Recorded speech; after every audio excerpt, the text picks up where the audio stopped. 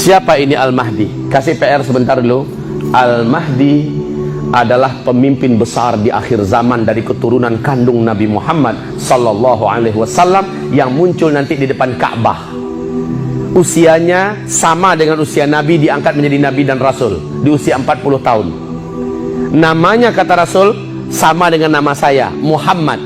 Nama ayahnya sama dengan nama ayah saya, Abdullah, Muhammad bin Abdullah. Fisiknya tidak mirip dengan saya, tetapi akhlaknya 100% seperti saya, kata Rasul. Dia dari keturunannya Hasan bin Ali. Jadi ingat ini baik-baik, dari keturunan Hasan bin Ali.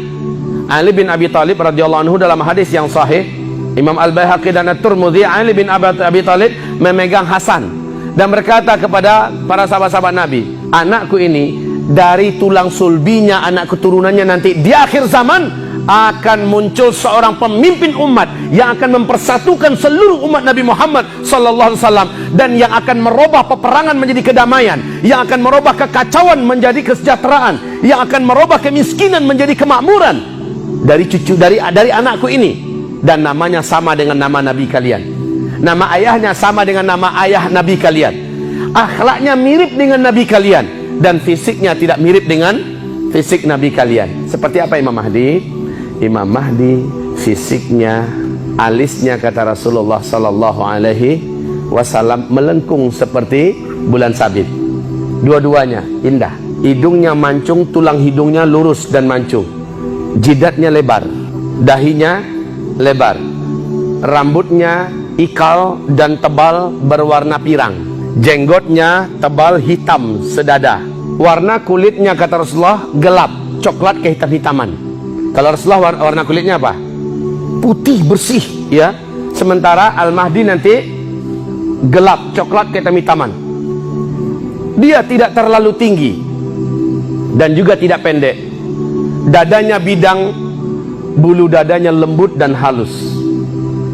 Bibir atas dengan bibir bawahnya sama tebalnya. Giginya kata Rasulullah tidak ada yang maju ke depan, tidak ada yang mundur ke belakang. Jarak satu gigi dengan gigi yang lain dapat dimasukkan sehelai benang. Dan dia tidak lancar, tidak fasih melafazkan huruf ro, cadel gitu ya. Dan Rasulullah mengatakan nanti dia dibaiat di depan Ka'bah antara rukun Hajar Aswad dengan Maqam Ibrahim. Saat itu dia sedang melaksanakan tawaf. Maka dia ditangkap oleh orang-orang beriman dan para ulama yang ada ketika itu, sejumlah 300 orang, lalu dipaksa untuk mau dibaiat, dan dia menolak dan mengatakan, saya bukan orangnya, kalian salah tangkap orang, bukan saya orangnya, saya bukan Al-Mahdi. Nah, jadi yang ngaku-ngaku Al-Mahdi sekarang beda habis ya. Saya adalah Al-Mahdi, ayo baiat dengan saya, 1 kali baiat sekian rupiah, nomor rekening mulai dibagi-bagi. Al-Mahdi yang sesungguhnya malah tidak mau, malah mencoba menampik. Imam Mahdi bukanlah sebuah nama, melainkan sebuah gelar, yang mana Imam berarti pemimpin dan Mahdi berarti orang yang memperoleh petunjuk. Jadi beliau adalah seseorang yang baik agamanya dan menjadi pemimpin bagi umat muslim di akhir zaman.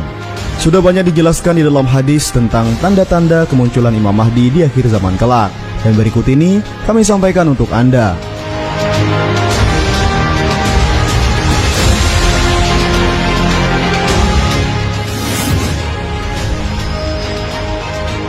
Imam Ahmad telah meriwayatkan hadis bahwa Rasulullah Shallallahu Alaihi Wasallam bersabda yang artinya, aku kabarkan berita gembira mengenai Al-Mahdi yang diutus Allah ke tengah umatku ketika banyak terjadi perselisihan antar manusia dan gempa-gempa.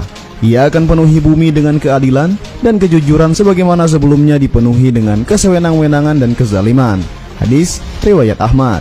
Hadis di atas menjelaskan bahwa kelak akan tiba dunia sudah semakin tua. Keadaan manusia serakah sudah menguasai alam semesta. Sifat memanusiakan manusia sudah sirna, dan yang ada hanyalah egois dan saling membunuh.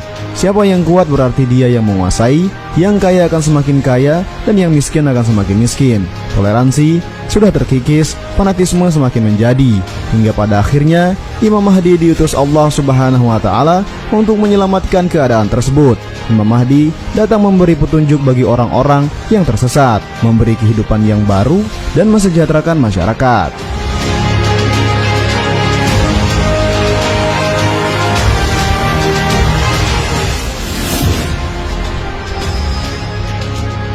kedatangan Imam Mahdi akan membawa harta kekayaan yang berlimpah. Harta tersebut ia persembahkan bagi mereka yang miskin dan yatim piatu, hingga kesejahteraan umat semakin tercipta dan kesadaran berbagi kembali tertanam dalam masyarakat. Sebagaimana Imam Muslim meriwayatkan hadis yang artinya, pada akhir zaman akan muncul seorang khalifah yang berasal dari umatku, yang akan melimpahkan harta kekayaan selimpah-limpahnya, dan ia sama sekali tidak akan menghitung-hitungnya. Hadis riwayat Muslim dan Ahmad.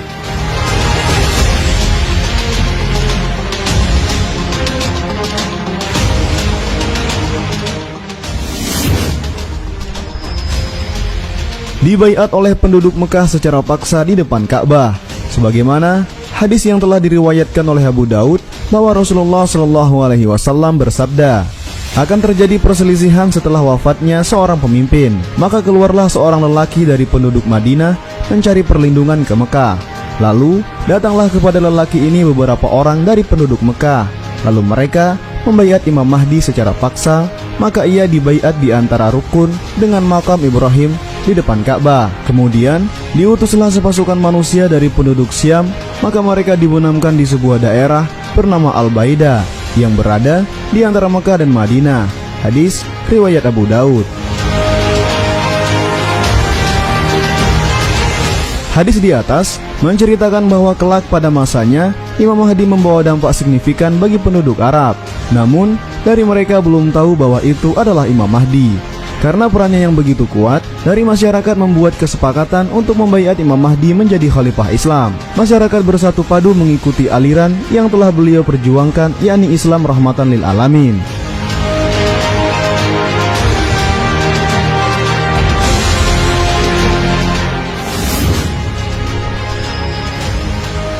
Datang setelah kemunculan Dajjal.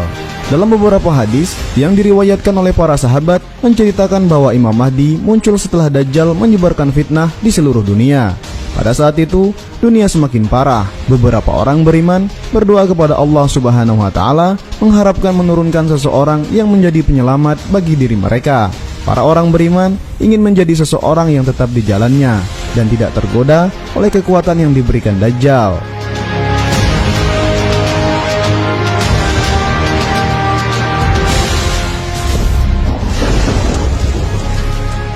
Diikuti turunnya Nabi Isa alaihi salam.